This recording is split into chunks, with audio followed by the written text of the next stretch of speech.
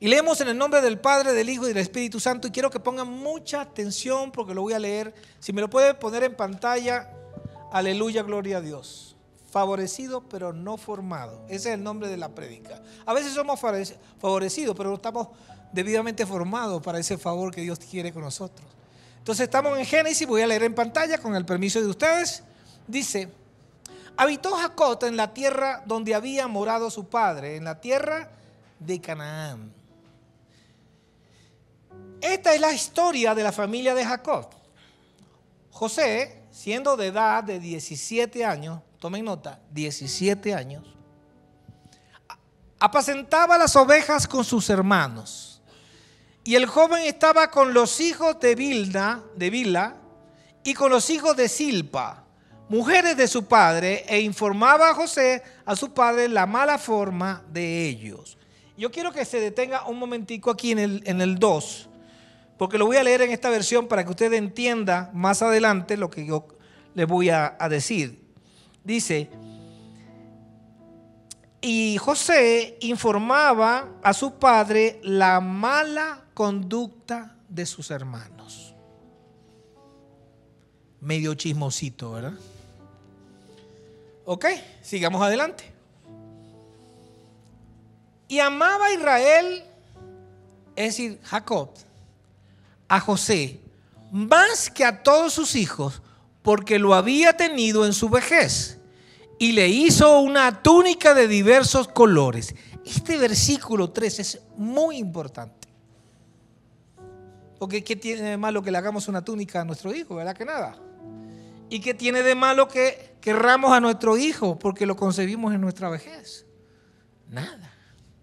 Pero sigamos, solo quédese allí como un pendiente. El versículo 4 dice: y viendo sus hermanos que su padre lo amaba más que a todos, y aquí comienza el problema, que a sus hermanos, le aborrecían y no podían hablarle pacíficamente. No había una conversación entre hermanos, entre ellos. No se podían hablar. Y el 6 dice, el 5, y soñó José un sueño y lo contó a sus hermanos, y ellos llegaron a aborrecerle más todavía. Siguiente. Y él les dijo: oíd ahora este sueño que he soñado.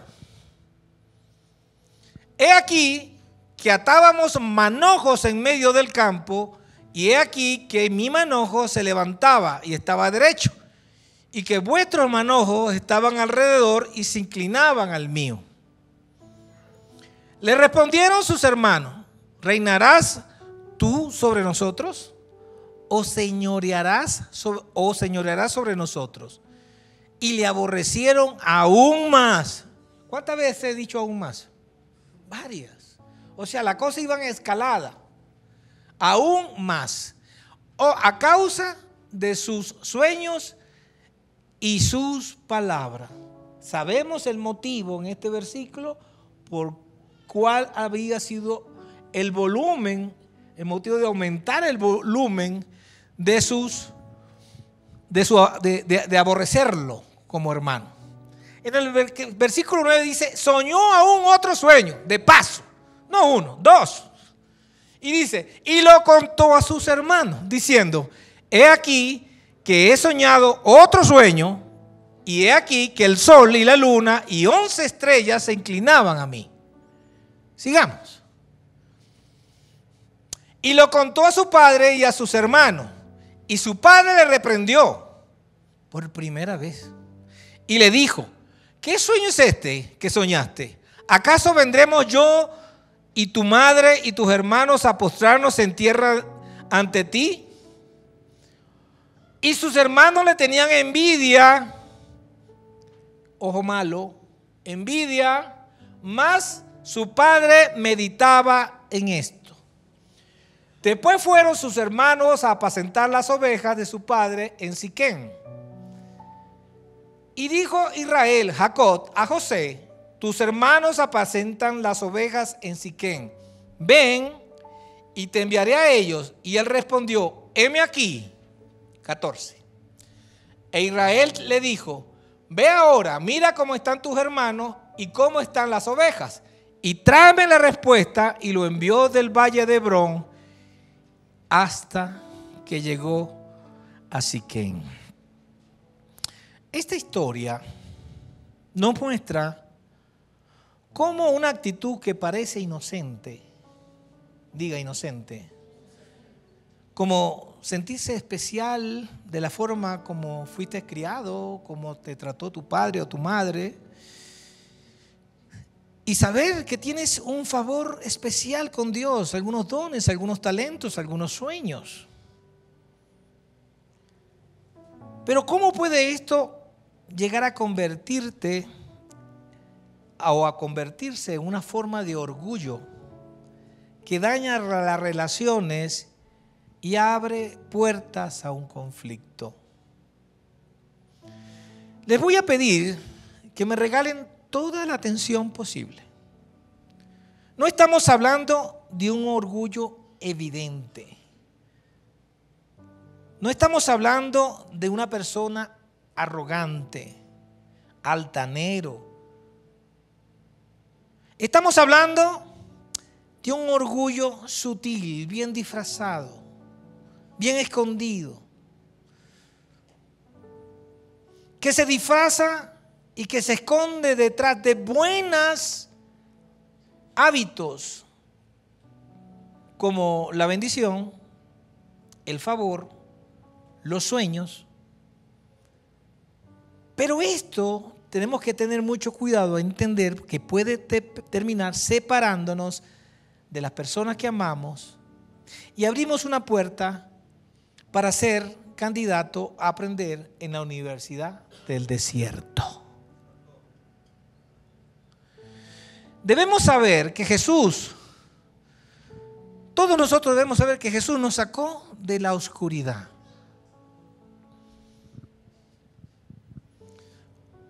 Y nos sacó de la oscuridad cuando fuimos perdonados por el sacrificio que hizo en la cruz del Calvario, y donde también fue crucificada junto a él el acta de los decretos que tenían contra cada uno de nosotros. Y esa muerte nos libró primero de una esclavitud eterna. Nos sacó de una oscuridad y nos trajo a una vida, ¿verdad?, con Jesús. Y toda esa demanda en las cortes celestiales de Satanás contra cada uno de nosotros fue también clavada en la cruz. En el libro de Colosenses está escrito, no estoy diciendo nada que no diga la Biblia. Así que Jesús, como un acto profético, mucho antes que Él llegara y estuviese entre nosotros, hizo lo mismo con el pueblo de Israel. El pueblo de Israel fue sacado de la esclavitud en Egipto y lo trajo y lo llevaba a la tierra prometida, pasando por un desierto. Así que nosotros nos sacó Jesús con la muerte en la cruz de una oscuridad eterna, de una muerte eterna, para llevarnos a la tierra prometida, que es cuando partamos de esta vida y estemos con Él. Pero deberíamos, ¿quién dijo amén? 3 avispados. Voy a repetirlo. Nos sacó de la oscuridad, de una muerte eterna, y nos lleva a la vida eterna. Ajá. Para vivir la vida eterna alabando a Dios juntamente con Él. Pero entre sacarnos de la oscuridad y llevarlos a la vida eterna, hay un desierto.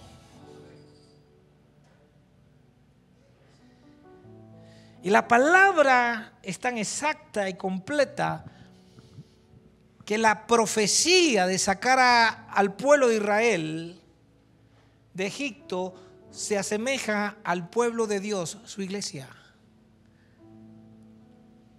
Y su iglesia está compuesta por cada uno de sus hijos que han creído en Él, porque en la muerte del madero hemos sido sacados del cautiverio y nuestros pecados fueron clavados con Él en la cruz, en el acta de los decretos.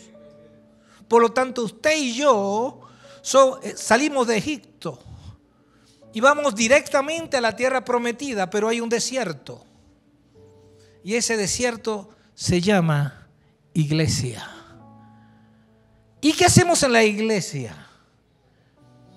Nos estamos entrenando en ese tránsito. El pueblo de Israel tuvo 40 años.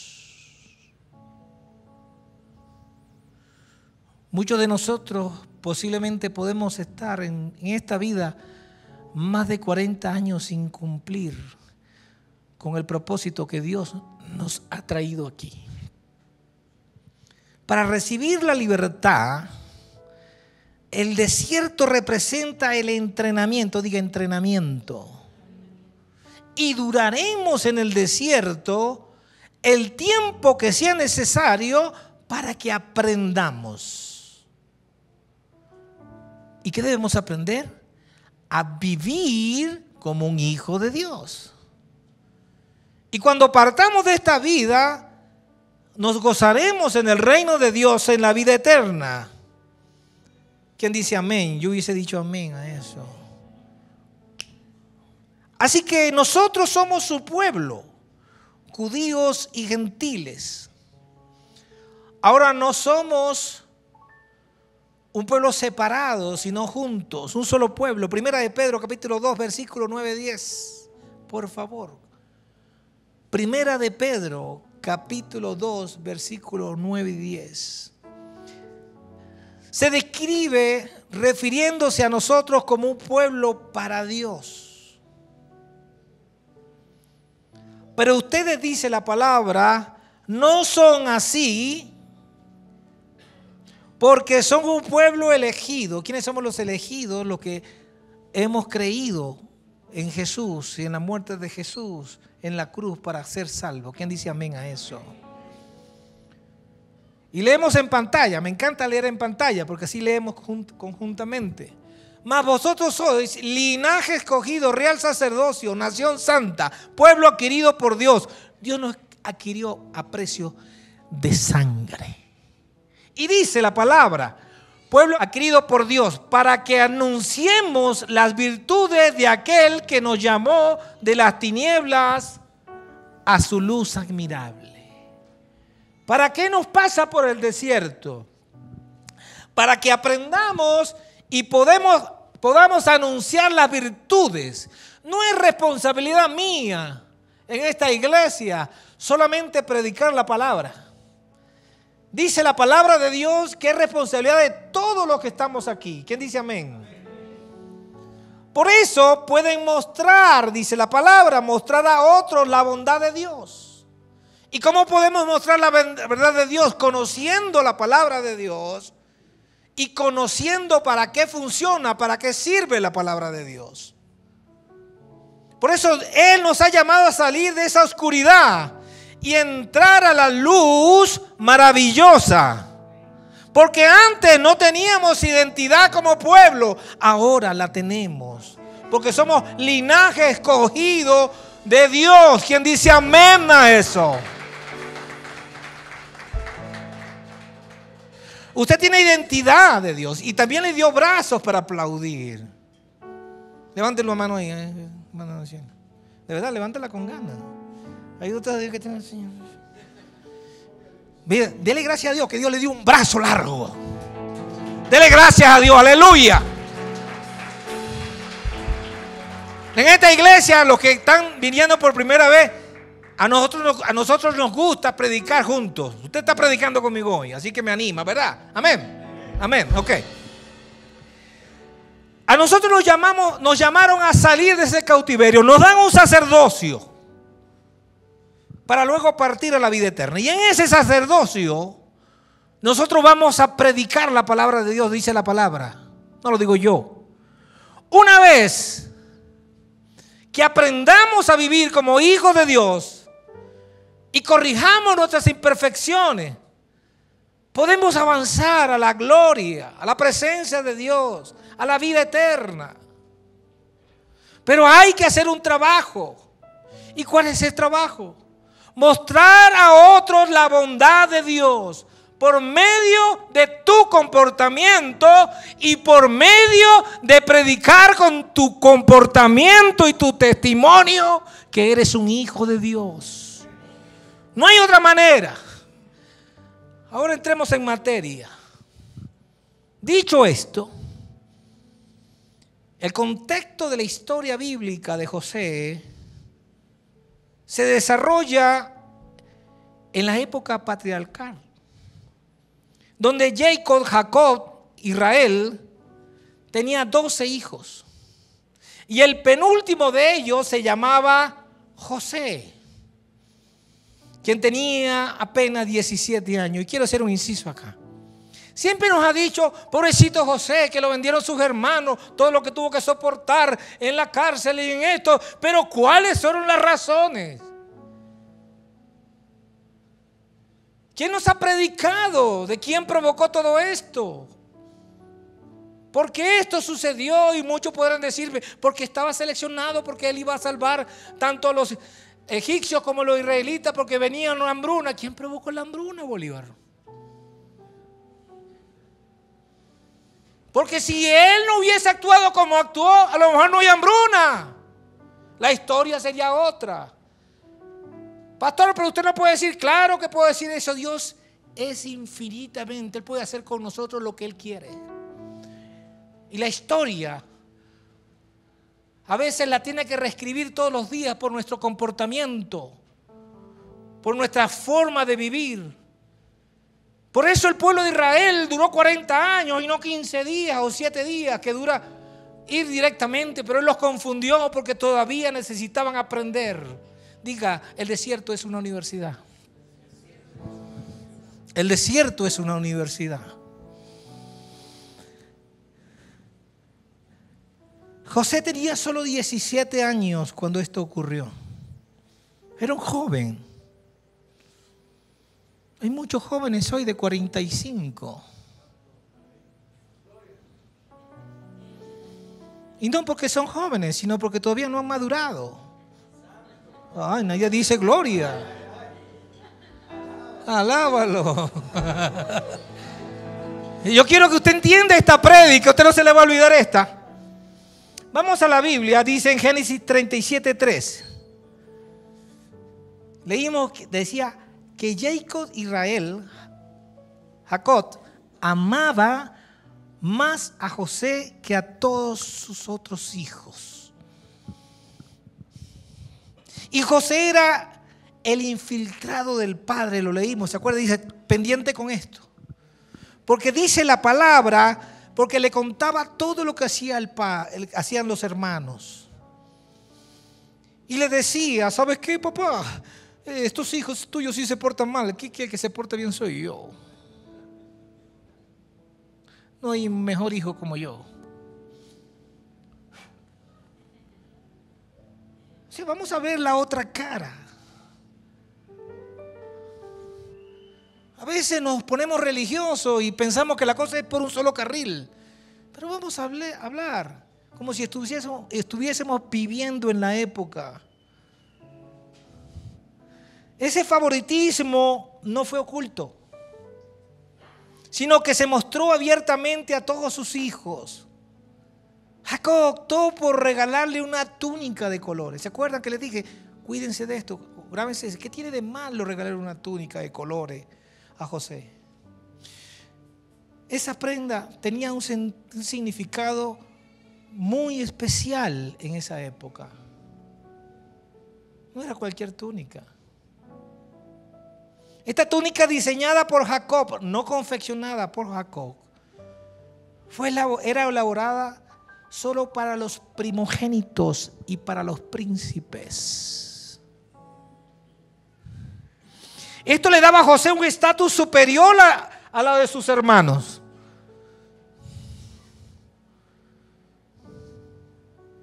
¿Quién quiere ser hermano de José aquí? Y que su papá lo maltrate y le diga, José, el mejor, tú no le sirves para nada. Le voy a regalar una túnica porque él es un príncipe. ¿Qué le está diciendo a tus otros hijos? Tú no eres ningún príncipe. Y Rubén, que era el primogénito, dice, bueno, yo no soy el primogénito, porque según la cultura de la época, un primogénito primogénito tenía poder, tenía derechos. Y él con una túnica se la quita, le quita el derecho a Rubén y se lo da a José.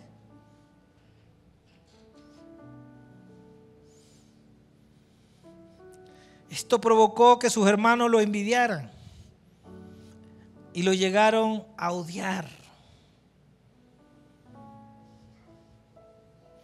Mateo capítulo 6, versículo 22-23 dice, escuchen esto: la lámpara del cuerpo es el ojo.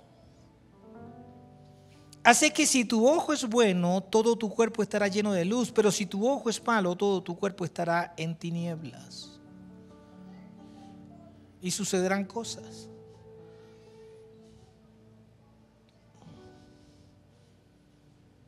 Estaban sucediéndole cosas a José, porque José provocó y Jacob provocó cosas. Estaban provocando el resto de sus hermanos. Y el ojo malo es una actitud del corazón. Es una malicia, es un egoísmo. Y Jesús contrasta el ojo bueno y el ojo malo para hablar del estado del alma. ¿Cómo está nuestra alma? Entonces José comienza a tener sueños dados por Dios. Claro que eran dados por Dios. Aquí no vayan a decir que el pastor Pedro está diciendo que que José era un... Entienda bien, que estamos apenas a mitad de prédica. Esta posición de José con los sueños aparecía con una posición, o dejaba ver delante de su hermano que él tenía una posición de autoridad dada por Dios, amado por el Padre, con una túnica que le decía: tú eres primogénito y eres un príncipe. Y de paso tiene un sueño que reta a los demás hermanos diciendo: ustedes tienen que rendir pleitesía delante de mí. 17 años. José tal vez pasaba por una inmadurez temporal. Tal vez como por una emoción momentánea de la juventud. Por eso es que hay muchos jóvenes de 45. Y eso aumentó el resentimiento de sus hermanos contra José. José, sus hermanos no decidieron odiar a José porque él era José. Sucedieron una cantidad de cosas que motivaron a sus hermanos a abrir una puerta que no fue abierta por ellos nada más, sino por su padre Jacob y por el mismo José. ¿Verdad? ¿Para qué? Para que entrara el enemigo. Y en Génesis 37, 5, 8 dice que José volvió a soñar y contó a sus hermanos, y ellos llegaron a aborrecerle más todavía.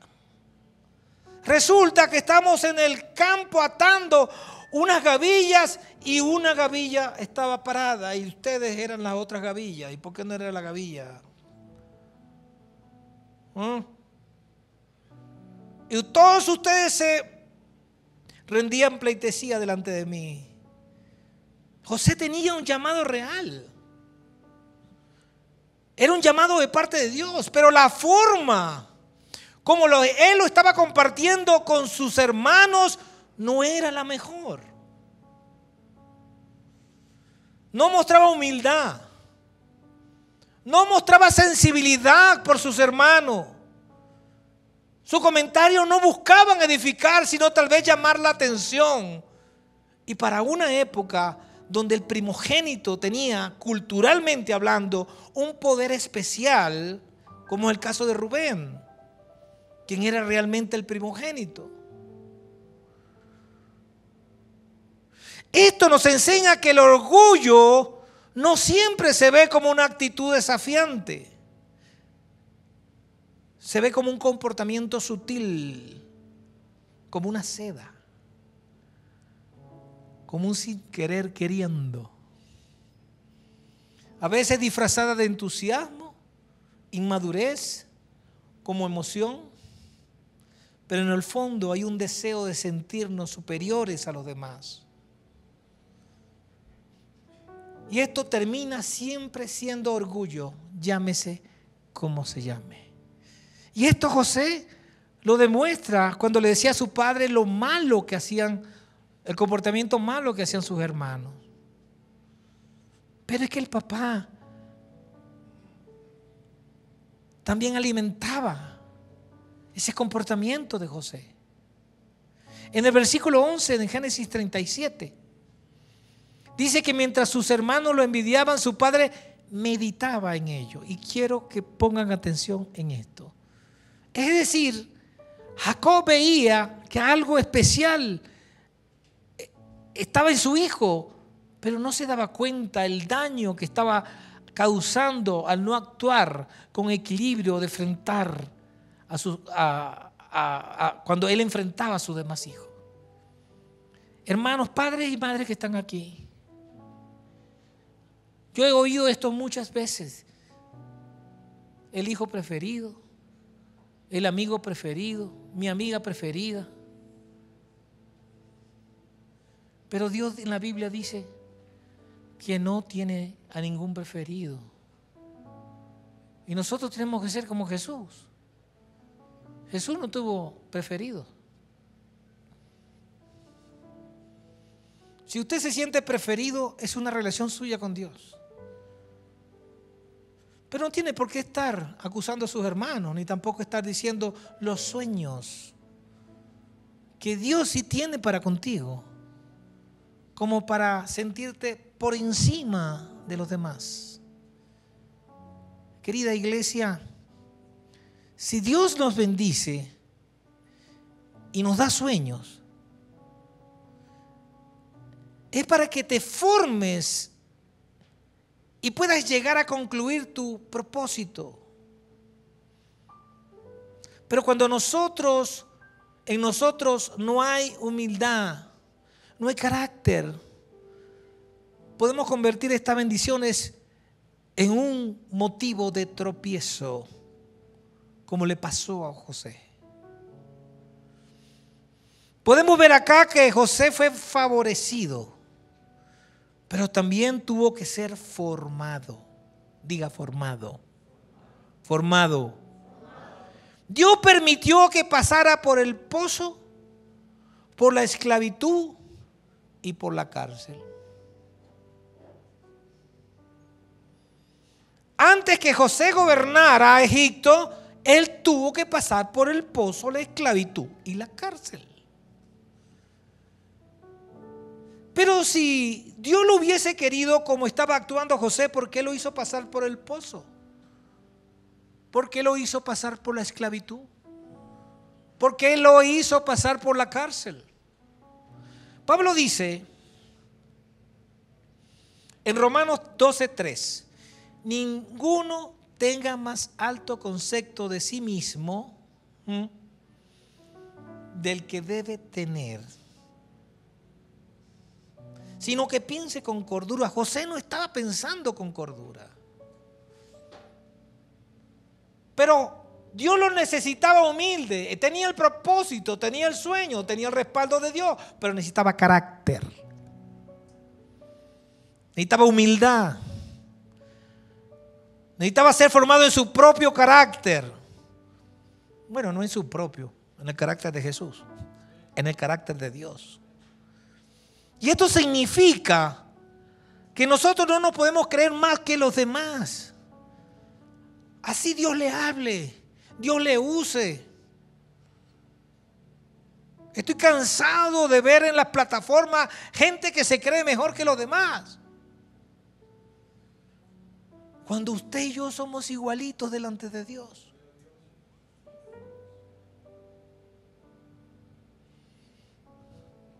Todos necesitamos tener un concepto equilibrado de nosotros mismos, de nuestra estima, de nuestra autoestima. Porque Jesús, siendo Dios, se humilló a hacerse hombre. Filipenses 2, capítulos 2, versículos 6 y 7. Aunque era Dios, no consideró que el ser igual a Dios fuera algo a cual aferrarse para favorecerse, sino que se despojó de sí mismo, tomando forma de siervo. ¿Me sigue usted? ¿Está conmigo? ¿Predica conmigo? Deme un aplauso. Ay, están enseñando, están aprendiendo. Un aplauso. El verdadero, iglesia, poder de Dios se manifiesta en nosotros. Oye, antes de subirme a la plataforma a soltarles la palabra, unas hermanas me llamaron ahí en privado. Y ¿saben?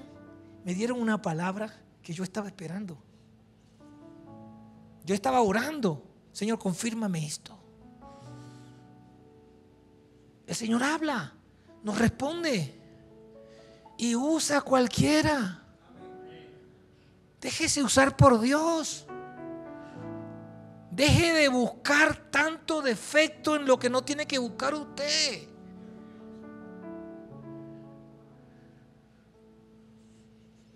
Comience a buscar el lado bueno. Y lo que no le guste lo aparta y siga para allá. Pero nos empeñamos en que tenemos que hacer la iglesia que a usted le agrade. Constrúyelo usted. Hágala usted. Habíamos hablado que hay un patrón para hacer iglesia. Y si usted quiere aprender, métase en los discipulados, que aquí le enseñamos, no tenemos problema. Y haga todas las preguntas que tenga que hacer. Tenemos hasta chat privado. El verdadero poder de Dios se manifiesta en nosotros de manera sobrenatural, pero solo cuando tenemos la humildad suficiente en nuestro corazón.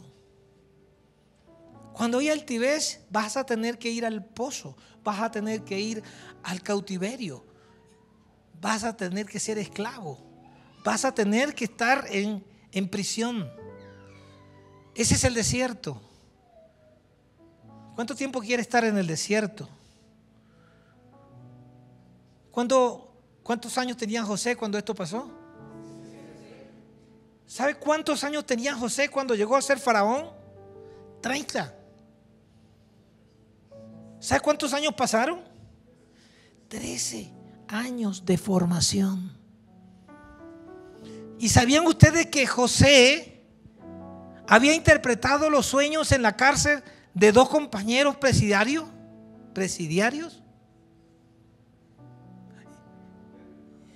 Un copero y un panadero. Y aún 2 años antes, 2 años, 1 año o 2 años, no importa, póngale 1 año, pues, yo creo que son 2. 2 años antes, él tuvo unos sueños con el copero y el panadero que estaban presos por mala conducta. Faraón los mandó a poner presos. Y él tuvo, a uno dijo, te van a poner libre, pero te van a matar. Vas a ser ahorcado. Y tú, panadero, ya no vas a ser panadero, sino que vas a ser copero. ¿Sabe qué hizo José? Le dijo al copero, no le dijo al que iban a matar, le dijo al copero, al panadero que se iba a convertir en copero, acuérdate de mí cuando estés con Faraón, para que te acuerdes de mí que estoy aquí preso. Y por eso lo mantuvo 2 años más, para que aprendiera a obedecer y a depender de Dios. Gloria, si es para Dios, Cristo, déselo fuerte. Tú puedes interceder por mí ante el faraón. ¿Y sabe qué hizo Dios? Al copero, al panadero lo puso de copero, al panadero lo puso de panadero, al copero lo puso de copero, se portó mal y ¡guas! Lo mataron. Se cumplió lo que había soñado José. Y ascendieron de panadero a copero. Pero le dio amnesia. El Señor dijo, ¿sabes qué? Se te olvida lo que José te dijo. 2 años de copero, dándose la dulce vista con el faraón. Y el tipo se le olvidó que tenía un José amigo de él, Allá se le olvidó. Hasta que el faraón tuvo un sueño.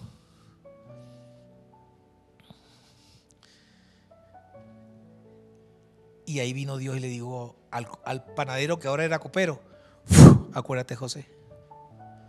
Ya José estaba preparado. 2 años de oración e intercesión. ¿Tenía José propósito?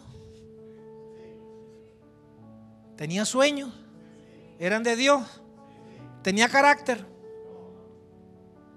Y eso nos pasa mucho a nosotros.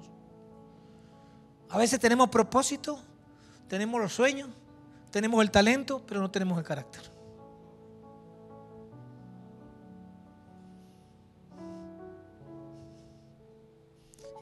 Y estamos por ahí pidiendo favores a otras personas en vez de decirle a Dios qué es lo que tú quieres. Que te forme tu carácter. Y se acordó de José. Faraón, porque ¿quién más le puede hablar al faraón si no era el copero? Faraón, yo tengo ahí un compañero mío ahí de celda. Me estoy acordando ahorita que el tipo predijo lo que yo iba a hacer, que usted me iba a tener libre de panadero a copero, y el copero, ¡guau! Dijo, tráemelo. Y ya José estaba formado. Amados discípulos, padres y madres, debemos amar y elogiar a nuestros hijos.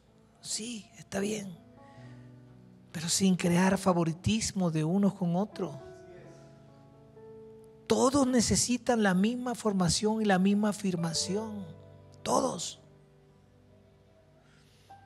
Amados discípulos, Dios nos da la autoridad, no para exhibirnos como pavos reales, como los preferidos del Señor, los ungidos del Señor, sino para servir como sirvió Jesús, con humildad, lavando pies. Jóvenes, si Dios le da sueños y de paso talento, no se apresuren a mostrárselos a otros. Primero permitan que el Señor los madure, que sean entrenados en su carácter. Un sueño de Dios sin madurez es como una pistola cargada en manos de un niño jugando a los vaqueros. Peligrosísimo. El orgullo sutil es peligroso porque se nota, se disfraza muy fácilmente. Puede estar en cómo hablamos de nosotros mismos, cómo nos vendemos, cómo reaccionamos cuando no nos reconocen y cómo tratamos a los demás. Estamos tratando a los demás por debajo de nosotros y nosotros creernos por encima. Mateo 25:40 dice: lo que hagamos con el más pequeño de mis hermanos, así me lo hacen a mí, dice la palabra. Hoy quiero hacer un llamado a reconocer, o que reconozcamos el orgullo que todavía hay en nuestro corazón. Ese orgullo sutil que no nos ha dejado avanzar. Tal vez no lo sabía, pero lo aprendiste hoy. Tal vez creías que era un entusiasmo, una confianza en mí mismo, una determinación. Es que mi hijo es muy determinado. Es que tengo un hijo muy seguro y los demás son unos inseguros. Pues ahora puedes ver cómo el orgullo se disfraza de algo tan sutil que afecta tus relaciones, tu forma de ver a los demás, tu propia esposa, tu esposo, tus hijos, incluso la relación con Dios. Y puede retrasar el propósito que tú tienes en la vida. Pero pastor, ¿qué debemos hacer entonces? Hay que reconocer que eso está en nosotros. Y eso nada más lo sabes tú. Es un yo con yo. Pedirle a Dios que nos limpie y nos restaure. Comprometernos a vivir con un corazón humilde. Que seamos lavadores de pies. Que nos podamos rendir al Señor. Para que salgamos prontamente de esa universidad del desierto. Y que podamos, cuando nos toque partir con el Señor, disfrutar de la vida eterna con Él. Pero hemos predicado la palabra. Hemos traído a la iglesia, a nuestra familia, a nuestros amigos. José tuvo 13 años en la universidad del desierto. El pueblo de Israel estuvo 40. José fue bendecido. Pero primero necesitó ser quebrantado.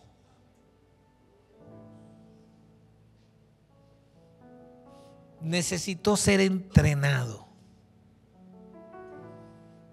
Cuando pensamos en José y recordamos sus sueños de grandeza, su túnica de colores y su llegada al trono de Egipto, debemos darnos cuenta de que entre la promesa y el cumplimiento hay un proceso duro, pero necesario. Podemos ver el patrón de Dios en toda nuestra vida y en toda la Biblia. Dios colocó un sueño en el corazón de José. Dios colocó un sueño en tu corazón. José necesitaba formar el carácter que pudiera sostener ese sueño. La base del propósito de Dios está en el carácter.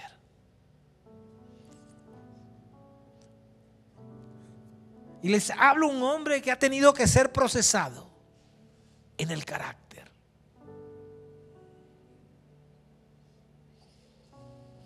Tú puedes ser bendecido como José. Puedes recibir revelación y favor de Dios. Tener un lugar especial en tu familia, pero a la vez ser víctima de tu propio o tu escaso carácter. Pero ¿qué aprendió José? ¿O qué aprendemos nosotros como José? A depender de Dios. A buscar la línea recta que hay entre tú y Dios. Al principio José hablaba de sus sueños como quien espera que otros le rindan honor a él. Y yo entiendo a José. José era ese niño con una pistola cargada jugando a los vaqueros. Pero cuando José maduró y tuvo carácter, fue ascendido al lugar más alto de honor para esa época en Egipto. Y se cumplieron los sueños de José.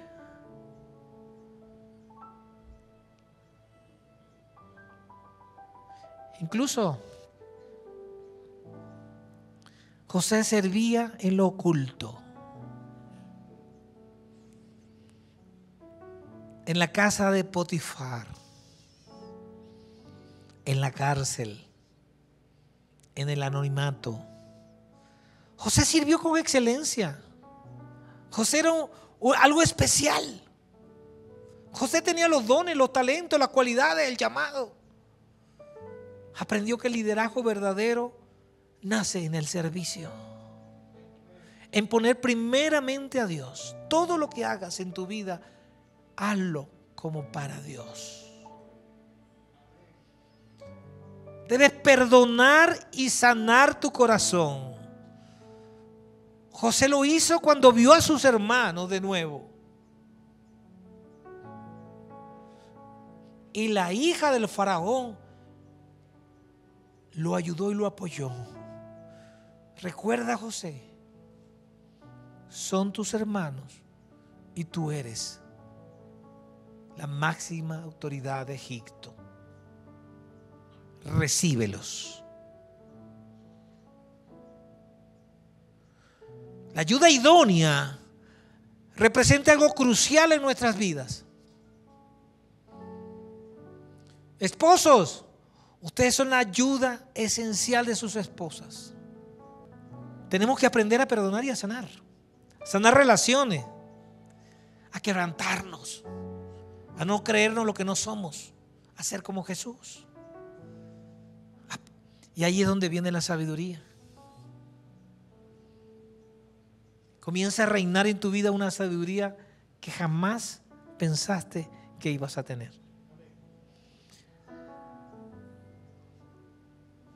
Cuando fue llevado adelante del faraón, él no dijo, yo tengo la interpretación. Él no dijo eso. Él dijo, no está en mí. Dios dará la respuesta. Y ahí vemos al José restaurado. Ya no era él, era Dios. Y esta es la voz del corazón que clama, Abba, Padre. ¿Qué te dice? Yo soy tu hijo. Me humillo delante de ti. Y Dios dice desde arriba, has sido procesado. Aleluya. Si es para Dios, déselo fuerte.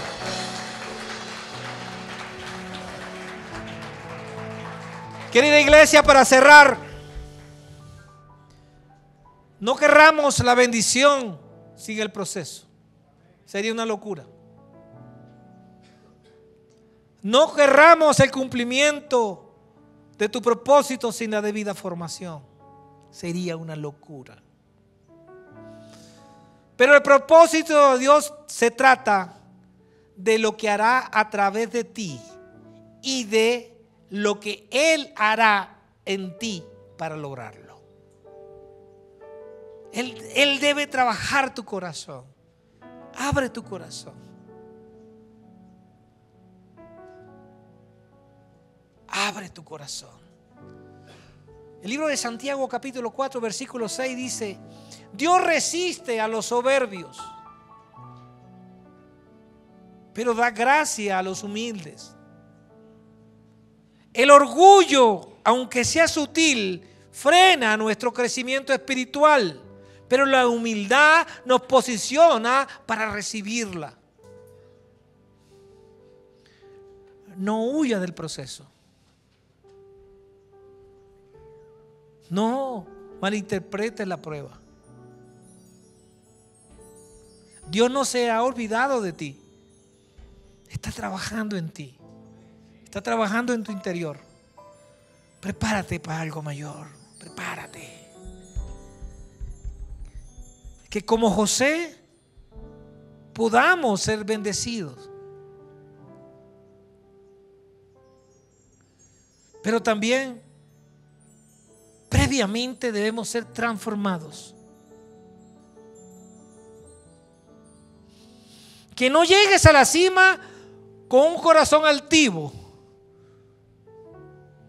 porque eso es faraónico. Sino que llegues a la cima con una vida rendida a Jesús. Y que la humildad sea el camino que conduzca a la plenitud del propósito que Dios tiene para ti. Aquí no hay nadie en esta sala que no tenga propósito. Dios ha puesto un propósito en cada una de nuestras vidas. Solo que aprendimos a llevar una vida propia, con nuestra agenda, sin la agenda de Dios. Y si este mensaje ha tocado tu corazón, yo te invito a orar. Yo te invito a que ponga unos segundos de tu vida allí. Inclina tu rostro. Apágame la luz y ten un yo con el Señor. Y dale gracias. Tómate el tiempo que necesites para decirle, Señor, quebrántame, perdóname. Quiero tener el corazón como el de Cristo. Quiero ser lleno de tu humildad. Quiero servirte. No quiero ya presumir. Hazme como tú. Quiero superar este orgullo sutil que no me deja avanzar. Quiero ser aceptado por ti, no por la gente, por ti. Porque eres mi único Dios, mi único Salvador, el amor de mi vida. Tú te levantaste, moriste en esta cruz, te levantaste entre los muertos al tercer día y fuiste visto 40 días, con más señales indubitables que eras tú.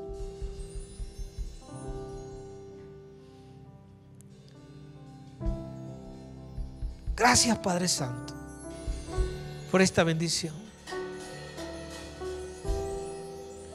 Y allí donde usted está, tómese este ligero tiempo. Vamos a adorar a Dios.